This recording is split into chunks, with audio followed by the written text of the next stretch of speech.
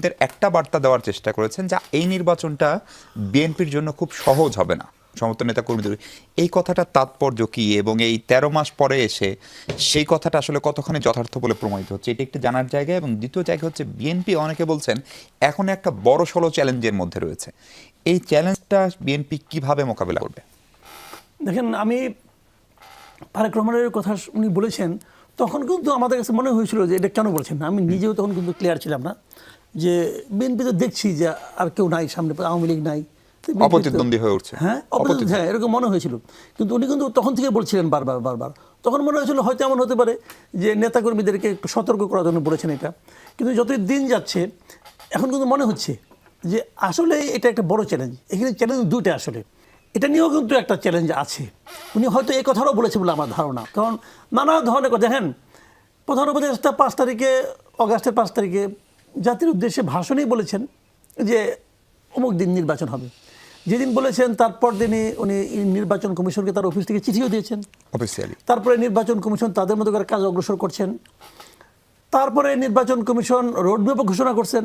তো এইগুলি কিন্তু খুবই স্বাভাবিকভাবে মানুষের মনে চিন্তা দিবে যে ইলেকশন তো হচ্ছে।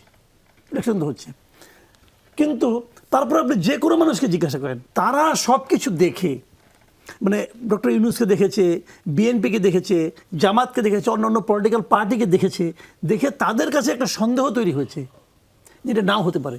তাহলে ডক্টর ইউনূস যে বললো, ডক্টর ইউনূসের কথার উপর তারা আস্থাও রাখতে চাচ্ছে না। কিন্তু এটা কিন্তু ডক্টর ইউনূসের জন্য খুব পেইনফুল একটা ব্যাপার হওয়া উচিত যে উনি এত বড় একটা লোক, কিন্তু ওনার কথা মানুষ আস্থা রাখে না কেন? আবার দেখেন, কেবল সাধারণ মানুষের কথা বাদ দেন, পলিটিক্যাল লিডারদের কথা ভাবেন। এই যে এনসিপির নাসিরউদ্দিন পাটোয়ারি, তিনি তো স্পষ্ট বলেছেন নির্বাচন ফেব্রুয়ারিতে হবে না। একদম স্পষ্ট উচ্চারণ করেছেন যে নির্বাচন ফেব্রুয়ারিতে হবে না। তো উনি এটা বলেন কিসের উপর ভিত্তি করে? উনি কি হাওর উপর দাঁড়িয়ে বলছেন? আমি তা মনে করি না। কিছু না কিছু কারণ তো, লজিক তো কিছু না কিছু আছে। ওনারা এমন কিছু দাবি করেছেন, ভেবেছেন যে এই দাবিগুলো ফেব্রুয়ারির আগে হবে না। যদি ফেব্রুয়ারি আগে দাবি পূরণ না হয়, ওনারা নির্বাচন হওয়ার পক্ষে নিশ্চয়ই আপত্তি করবেন। তো ওনাদের আপত্তিকে মাথায় রেখে, ওনাদের আপত্তিকে ইগনোর করে এই সরকার নির্বাচন করতে পারবে এটা উনি মনে করেন না বলেই তো বলছেন। তো এই ধরনের দ্বিধা কিন্তু রয়ে গেছে। জামাতের দেখলাম আজকে তারা নাকি পিয়ার নিয়ে খুবই সিরিয়াস মাঠে নামবে। আজকে তো পত্রিকায় পড়লাম তারাও খুব সিরিয়াস। গতকালকেও বলেছে এটা যদি হয় তাহলে তো মনে করেন এই নির্বাচনের পলিটিক্যাল পার্টি কয়টা, যতগুলি থাকুক, 35 পলিটিক্যাল পার্টি আছে নিবন্ধিত, অনিবন্ধিত তো এনসিপি এখন নিবন্ধন পায় নাই, ধরে নিলাম ওরাও আছে। তো সব মিলে যদি হয়, এর মধ্যে যদি মনে করেন আপনার জামাত, এনসিপি এরা যদি বলে, অথবা ইসলামী আন্দোলন এরা যদি বলে যে আমরা নির্বাচনে যাব না, তাহলে কিন্তু ডক্টর ইউনূসের পক্ষে নির্বাচন করা সহজ হবে না। কিন্তু এখন বলবেন যে জাতীয় পার্টি, এখন জাতীয় পার্টিকেও তো মানে কার্যক্রম নিষিদ্ধ করার দাবি অলরেডি উঠে গেছে, উচ্চারণ তো হয়েছে। যদি ওইটাও হয়ে যায় তাহলে পুরা ইলেকশন হওয়া না হওয়ার পুরো লাগামটা থাকবে তো জামাত আর এনসিপির হাতে, ঠিক না? কাজেই নাসিরউদ্দিন পাটোয়ারি যখন বলেছে যে নির্বাচন ফেব্রুয়ারিতে হবে না, তখন কিন্তু আমি এই কারণ করি, তখন তো বুঝি না, এখন বুঝতেছি। তো এগুলো যদি হয় তাহলে আপনি তারেক রহমানের কথা আবার ধরেন, তো ঠিকই আছে, সেটা মেলে। তো তারেক রহমান সাহেব দেশে কেন ফেরেন না এই প্রায় 13 মাস পরও? মানে আমরা জানি খুব সুনির্দিষ্ট তথ্য, উনি নিজেই জানেন। আপনাদের পর্যবেক্ষণ কি? আমার পর্যবেক্ষণ, এটা আমার জন্য এটা খুব বেদনাদায়ক একটা অভিজ্ঞতা যে উনি কেন ফিরেন না ফিরতে পারেন, না ফেরার 20টা কারণ থাকতে পারে। কিন্তু আমার খালি একটাই বক্তব্য, উনি অথবা ওনার দল এই 20টা কারণের একটা কারণও জনগণের কাছে কেন বলেন না ফেরার নিয়ে? কিন্তু কারণ নিয়ে কিন্তু আমার কোনো আপত্তি নেই, কারণ থাকতেই পারে। কী কারণ আছে উনি জানেন, ওনারা জানেন, কিন্তু উনি এবং ওনারা কেউ জনগণের কাছে এটা কেন ক্লিয়ার করেন না যে কেন উনি ফিরেন না?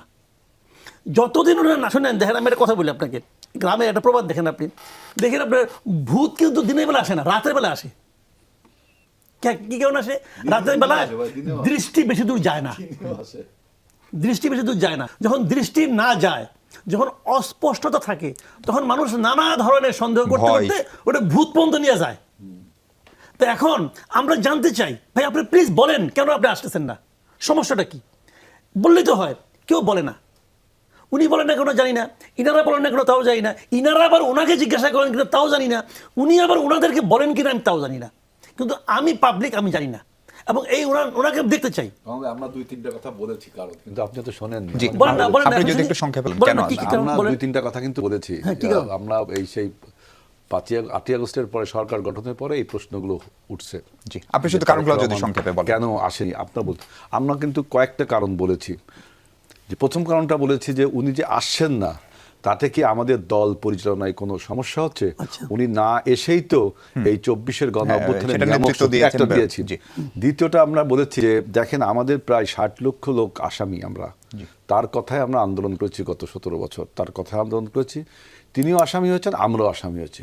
এখন যদি তার সব মামলা উঠে যায়, আর তার নির্দেশে যে সমস্ত নেতাকর্মী রাষ্ট্রপতি ছিল, তাদের মামলা যদি এখনো না ওঠে, আমরা কিন্তু এখনো কনভিক্টেড, আমি নিজেও এখনো কনভিক্টেড। হয়তো ফলে একটা বৈষম্য হয়। হ্যাঁ, একজন নেতার তো উচিত হবে তার নেতা কর্মীগুলোকে আগে তীরে ভেড়ানো, তাই না? তারপর তিনি সর্বোচ্চ, পরিষ্কার। এটা নেতার একটা থিওরি হতে পারে। আর তৃতীয় কথাটা হলো যে আমাদের পার্টির হাইকমান্ড, মানে ডিপ স্টেট যেটা বলা হয়, ডিপ কোর কমিটি যেটা বলা হয়, তারাই ভালো জানে। চতুর্থ কারণ হলো তিনিই ভালো জানেন। আর সবচেয়ে বড় যে জিনিসটা, সেটা হলো কিছুদিন আগে তিনি বক্তব্যে বলেছেন যে অচিরেই আমি দেশে আসছি। আপনারা শুনেছেন, কেউ শোনেননি। তিনি আমাদের কোনো মাসুদ খান কি হেলাল ভাইয়ের কোন উত্তরে কনফিডেন্স? একটু একদম না, আমি বলি একটা করে বলি, দল পরিচালনার কোনো সমস্যা হচ্ছে না। এটা তো ওনার উপরিতা বা আমি প্রয়োজনীয়। মানি ওনার ওইখান থেকে দল চালাচ্ছেন, তো যখন উনি প্রাইম মিনিস্টার হবেন তখন কি ওখানে থাকবেন? বিদেশ থেকে দেশ চালাবেন? এটা ভাই আমার জানা খুব ভালো। 2 নম্বর কথা, যে 30 লাখ লোক আসামি আছে, ওনারটা উঠে গেল, অন্যদের উঠলো না, তো অন্যদেরকে উঠানোর জন্য তো ওনার মাঠে থাকা দরকার। উনি কি দূরে বসে মামলা তুলতে পারবেন? মামলা তোলার জন্য ওনার তো ফিল্ডে থাকা দরকার। অ্যাটর্নি জেনারেল অফিস সেটা দেখবে। হ্যাঁ, উনি এখানে আন্দোলন করবেন, কেন আমার লোকের মামলা উঠতেছে না? আমার মামলা তোমার জেনে নাও, আমার কর্মী বাইরে আছে, আমি মামলা আছে, আমি মামলা থেকে মুক্তি চাই না। উনি এইভাবে দাবি তুলবেন।